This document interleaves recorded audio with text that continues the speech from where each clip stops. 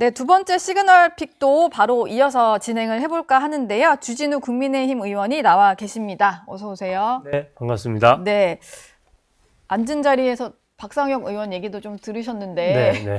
위원정당 얘기를 또 하시네요. 네, 어떻게 네. 들으셨어요?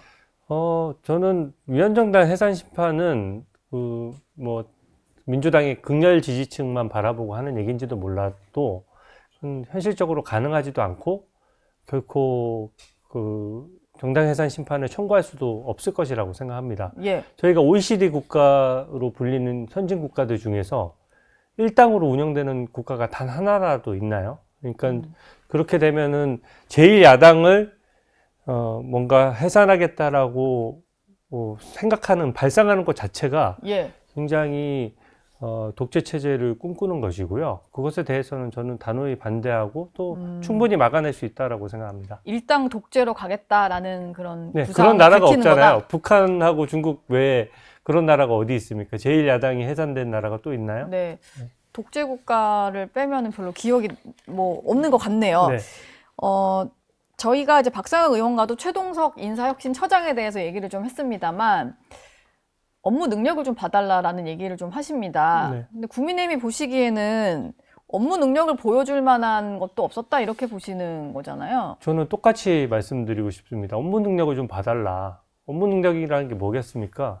어떤 지적 소양과 평소 생각이 언어를 통해서 드러나는 것이거든요. 예. 이거는 막말의 수준도 심하지만 성폭력 2차 가해를 한다든지 장애인에 대한 차별 혐오 발언을 한다든지 그 언어의 수준이 너무 낮아요. 만약에 이분이 공무원의 품위 손상 관련돼서 윤리 위반 사안이 나왔을 때 네. 공직자윤리위원회도 총괄하거든요. 인사혁신처가. 네. 그러면 그 공직자윤리위원회에 0이 아예 안 설 것 같아요. 이분들 말한 게 전부 다 발언 수위가 굉장히 심각하고 또 그 외에도 인사를 하는 데 있어서 오로지 이재명 대통령에 대해서 황당할 정도의 아부를 하잖아요. 그렇죠. 네, 공무원이 국민에게 아부해야지 권력자한테 아부하는 게 어디 있습니까? 그리고 그 발언이나 내용들을 보면 제가 국회에서 직접 질문을 던져봤는데 네. 정말 황당하게 답변하더라고요. 제가 아마 영상 보셨을 텐데 제가 강선우 갑질 이슈에 대해서 어떻게 예. 생각하느냐 했는데 그것을 집에서 TV가 없어서 나는 모른다라고 얘기를 해요. TV를 안 봐서. 네, 인사를 총괄하는 인사혁신처장이 인사청문회조차도 챙겨보지 않는데 그게 어떻게 무슨 전문성이 있으며 네. 예, 저 발언한 내용들 보십시오. 저 무슨 인사를 혁신하기는커녕 예. 사실 공무원들한테 또 막말이나 하지 않을까 걱정되는 수준이거든요. 저는 이 부분은 임계점을 완전히 넘어섰어요. 이게 어쩌다가 한두 번 아까 발언 보니까 소명 가능하다라고 했는데 소명할 수 있는 표현이 아니에요. 이게 왜냐면 네. 유튜브 발언도 있고 네. SNS 글도 있고 본인이 워낙 이런저런 활동을 많이 하다 보니까 이게 하룻밤 자고 나면은 계속 새로운 발언이 막 또 등장하고 뭐 이런 식인 것 같아요. 네네. 가장 문제가 야권 인사를 겨냥한 발언보다도 여권 내부에 이제 다른 진영에 있는 사람들을 공격한 말이 많다 보니까 이렇게 덮고 가더라도 그냥 뭔가 내부적으로의 어떤 갈등은 쌓이지 않을까라는 생각이 좀 들더라고요. 네, 정치적으로는 여권 내 분열상을 좀 촉발할 수 있다. 그래서 좀 더 낙마 가능성이 높다라고 보고요. 그것보다 저희는 뭐 여권 내 분열보다 어쨌든 국민의 관점에서 봐야 되지 않겠습니까? 네. 이런 정도의 인사를 고의지게 쓴다는 것은 저희 대한민국 국민의 자존심을 완전히 자존심에 상처를 주는 것이거든요. 예. 그러니까 저는 이 부분은 결코 허용될 수도 없고 제가 생각하기에는 하루 이틀 내로 사퇴할 겁니다. 본인이요? 네. 아, 아마 보통 이제 자진 사퇴라고 하면 본인이 하지 않고 네. 또 뭐 김현지 비서관이 연락을 주시겠죠. 아, 그래서 어쨌든 겉으로는 자진 사퇴인데 네. 물밑에서 네. 자진 사퇴를 뭐 좋게 말하면 권유 아니면 압박 이런 게 있는 거군요. 고위직은요. 자진 사퇴라는 것은 대부분 대통령실에서 대통령의 의중이 전달돼서 사표를 쓰는 것이기 때문에 네. 이 부분은 그냥 자진 사퇴 형식만 빌릴 뿐이지 사실상 저는 해고될 것이라고 생각합니다. 사실 이게 청문회에 있는 자리도 아니어서 교체를 하려고 하면 그냥 사퇴하고 새로운 사람 뭐 골라서 임명을 바로 하면 되는 거니까 또. 네. 예. 이제 시점이 있는 게 이제 조금 실무적인 얘기인데요. 네. 인사혁신처장을 바꾸려고 해도 그 자리가 중요하거든요. 새 인사혁신처장에 대해서 또 문제가 생겼으니까 인사검증도 해야 되잖아요. 꼼꼼히 더 잘해야겠네요. 네. 그래서 저 문제가 불거지고 나서 약간의 시차를 두고 저는 교체되지 않을까. 네. 교체되지 않는다면 너무 심각하잖아요. 음. 발언이 오늘도 나오고 내일도 나올 거예요. 네. 그리고 모든 사람에 대해서 이재명 대통령 빼고는 다 혐오 발언이잖아요. 심지어 이재명 대통령과의 네. 엄청난 측근인 정성호 의원도 저격을 했으니까 법무부 장관도. 네, 그게 무슨 객관적인 근거가 있고 식견이 있어서 비판하는 게 네. 아니라 그냥 인물평 이런 것 같던데요. 네, 인물평도 뭔가 어떤 사건과 내용을 가지고 해야 되는데 그게 이제 자기의 논리가 있어야 되지 않습니까? 네. 그걸 보고 어떤 지적 수준과 그런 것들을 가늠하는데 네. 생각이 다 다를 수 있죠. 예. 근데 아무런 논거도 없이 이 사람 저 사람 다 까는 거거든요. 음. 그러면은 그게 그런 정도의 어떤 수준을 가지고 어떻게 공무원 인사를 총괄할 수 있겠습니까? 네. 주진우 의원은 사실 오늘 모신 거는 원래도 저희 정치 속풀이 패널이시긴 한데 전당대회 출마를 선언하셔서 네. 저는 좀 예상치 못하게 갑자기 뭐 이런 생각이 좀 들기는 했는데 네. 그러다 보니까 왜 결심하신 건지가 궁금하더라고요. 네, 저도 예상 못했는데 뭐 다른 분들이 어떻게 네. 예상했겠습니까? 저도 발표하기 한 이틀 전쯤 이제 결심을 했고요. 저는 지금 비상계엄이 있었고 네. 탄핵에 대한 결정이 있었고 또 대선 패배가 이어졌습니다.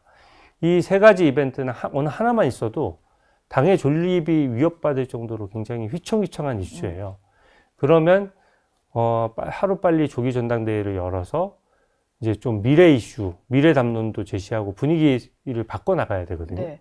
근데 전당대회도 너무 늦어지면서 혁신위원회가 여러 번 또 다시 그렇죠. 바뀌면서 네. 여러 혁신안만 난무했지 사실은 뭐가 된 게 없잖아요. 네. 그러니까 정치는 효능감이거든요. 국민들이 보셨을 때 국민의힘이 지금 제대로 작동하고 있느냐, 공당으로서 효능감 있게 뭔가를 하고 있느냐 이런 생각을 하실 것 같고요. 근데 지금 현재 후보들을 보면 서로 경쟁이 치열하다 보니까 이제 당대표가 되기 위한 선거 전략을 펼치는 거죠. 그러다 네. 보니까 대선 때보다 김문수 후보나 장동희 후보는 더 오른쪽으로 갔어요. 네. 그게 대선 때 표를 일반 국민들의 눈높이를 바라보고 대선을 치렀지 않습니까? 그때도 안 하던 것들을 지금 한다는 것은 네. 어떻게 보면 당 대표 선거 전략으로만 하는 거거든요. 네. 그렇게 되면 당에 저는 외연이 쪼그라들 거라고 생각하고요. 음. 또 이쪽에 안철수나 조경태 후보의 혁신안들도 저는 존중하지만 네. 개헌 저지선에 대한 고민이 너무 없어요. 민주당은 구체적인 개헌에 대한 플랜을 가지고 네. 일정도 나와 있거든요. 예. 그래서 만약에 개헌 저지선이 당이 쪼개지거나 분열해서 개헌 저지선이 무너지면 이제는 영원히 보수 정당이 이길 수 없는 헌법적인 구조가 짜져버리는 거거든요. 그러니까 저는 그것은 용납할 수 없다라는 생각이 들고 네.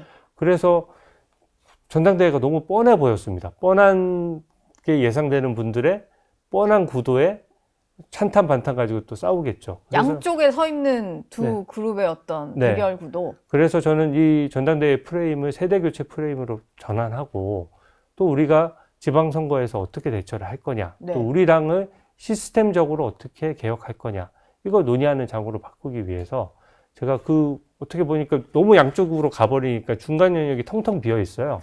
그래서 저는 그 중간에 딱 자리에 서서 당원들이 합리적으로 느끼실 수 있도록 바른 소리를 함으로써 이 양쪽 분들의 주장을 좀 땡겨오고 싶은 겁니다. 그래서 당의 분열도 막고. 예. 네, 그래서 출마했습니다. 지금 이제 조경태 의원 같은 경우는 우려하시는 얘기를 좀 하잖아요. 뭐 45명 의원들 제명 얘기도 꺼냈고 네. 그리고 지금 친윤들이 또 다시 당권을 잡으면 안 된다라고 얘기를 하면서 혁신 후보 단일화 화두를 좀 던졌어요. 네. 근데 지금 주진우 의원이 보시기에는 그런 구도로 지금 뭐 혁신, 반혁신 이런 구도로 갈 게 아니다 이렇게 보시는 거죠? 저는 저야말로 지금 당의 상황이 훨씬 더 심각하다라고 진단하고 있습니다. 예. 예를 들어서 뭐 40명 후보를 40명의 국회의원을 정리하고 제명했다. 네.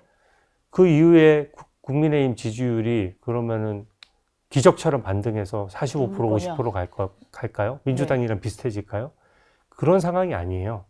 지금은 아까 얘기했던 비상계엄 탄핵 대선 패배가 이어졌기 때문에 지지율을 저희가 정말 처절하게 노력해도 하루에 0.1%, 0.2% 회복하기가 어렵습니다. 저는 현실적으로 당의 시스템을 쇄신하고 새 인물로 다 바꾸는 건 필요해요. 주요 네. 당직자들이 기존의 당을 이끌었던 분들은 이선 후퇴를 하고 다 새로운 얼굴들로 채워져야 됩니다. 그래서 그런 의미의 인적 쇄신을 하고 당의 시스템을 쇄신해서 일하지 않는 국회의원들은 뭔가 버틸 수 없는 구조를 만들어줘서 네. 저는 이 싸울 수 있는 야당으로서 역할을 할 수 있는 시스템 만드는 게 중요하다고 보고요. 네. 그 시스템이 만들어져도 지지율이 약간만 반등할 거예요. 그 다음부터는 실력과 일로서 보여줘야 되는 겁니다. 그래서 일을 처절하고 열심히 계속 하다 보면 국민들이 이 국민의힘도 처절하게 반성하고 뭔가 좀 바뀌어가고 있구나라는 거를 장시간 지켜보고 느끼신 다음에야 지지율이 회복될 수 있는 거거든요. 근데 조경태 의원님 그 주장은 뭐 좀 죄송하지만 앞단만 있는 거예요. 앞에 몇십 명을 보내고 나서 개헌이 돼버리면 그 다음에는 우리 당 의원들이 숫자가 중요하지 않다고 하는데 숫자가 적으면은 상임위에서 어떻게 일을 합니까?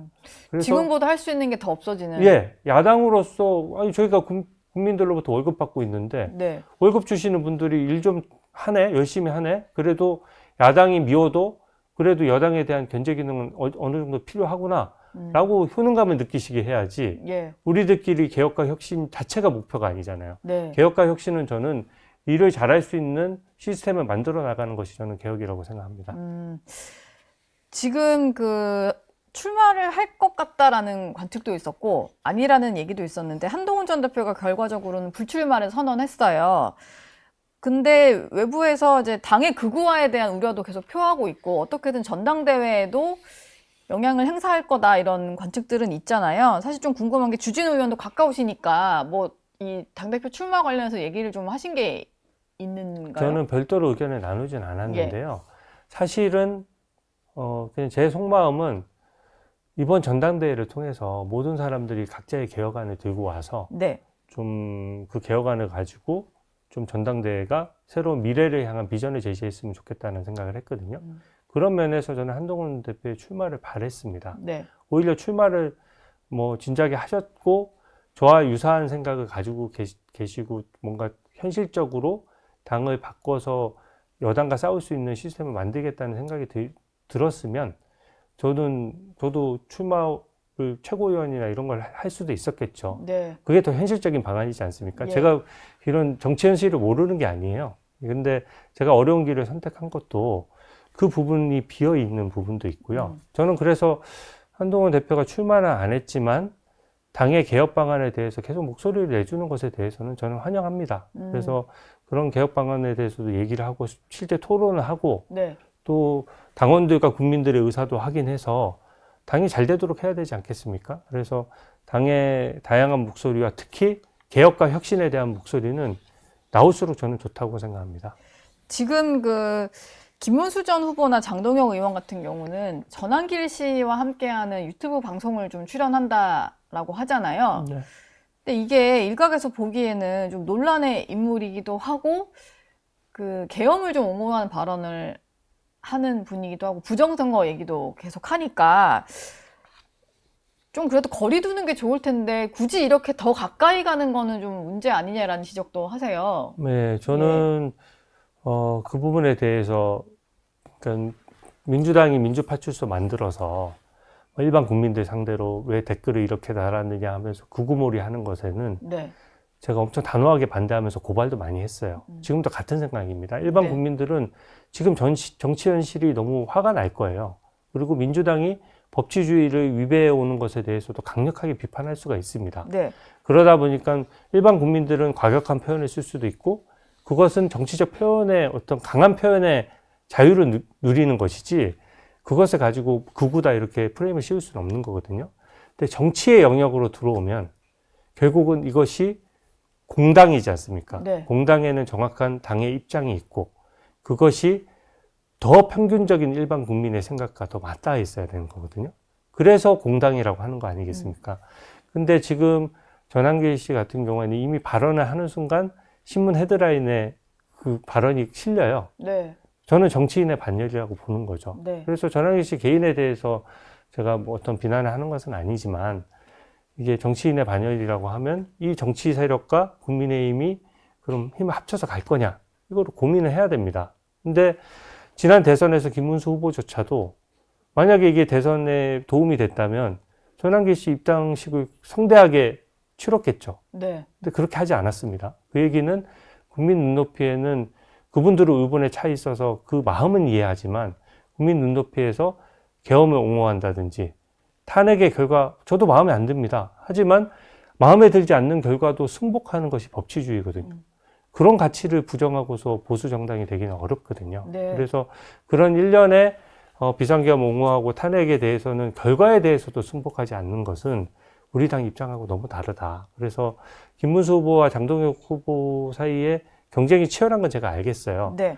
근데 선거 전략으로는 어떤 유효성을 가질지 몰라도 당의 외연은 반드시 쪼그라들 수밖에 없는 것이고 현 당의 지도부도 좀 어제 좀 애매한 입장을 냈더라고요. 예. 그러니까 전환기 유튜버 출연하는 문제에 대해서도 이제 여러 유튜버들이 공동으로 주최하는 거기 때문에 문제가 없다라고 보셨는데 국민들은 그렇게 생각하지 않습니다. 네. 이제 전환기 씨 유튜브에 가서 유력 당권 주자들이 나와서 막 거기서 얘기를 하는 거잖아요.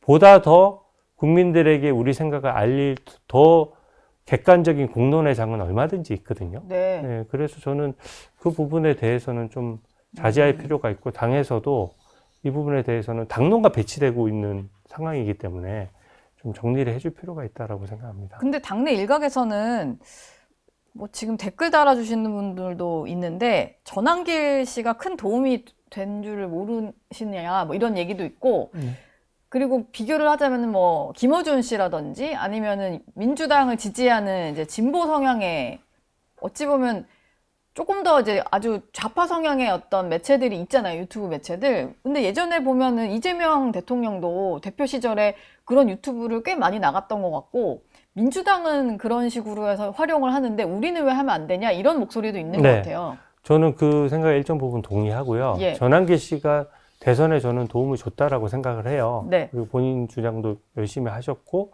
대부분의 탄핵의 어떤 절차적 문제점에 대해서 서로 지적을 할 때는 저하고도 주장이 많이 일치했던 부분들도 많아요. 네. 근데 제가 그런 기여나 그런 부분을 다 무시하는 것이 아니라 지금 김어준 씨 방송에 대해서도 우리 보수 진영에서는 비판을 하잖아요. 그리고 현재는 보십시오. 정권이 민주당 정권이죠. 네. 이재명 대통령이 취임해서 지금 일을 하고 있는 상황이고 민주당은 또 거대 여당입니다.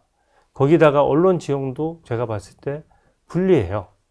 그런 상황에서 당장 전환기 씨 입당이 되고 나서 그럼 국민의힘 지지율이 올랐느냐? 좀 냉정히 볼 필요가 있습니다. 실제로 떨어졌거든요. 네.